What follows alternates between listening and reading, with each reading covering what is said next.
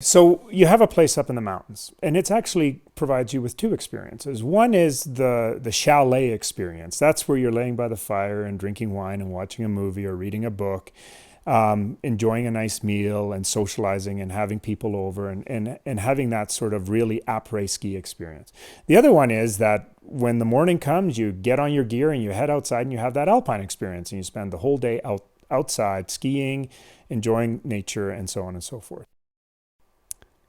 In an ideal setting, it happens through the mudroom. But if you're coming in with wet gear, all of that wet gear from the alpine experience is spreading itself out through the condo, and now your chalet experience is compromised because you're sitting here having a glass of wine, reading a book, and you got a pair in front of a nice fire with a pair of stinky boots drying off.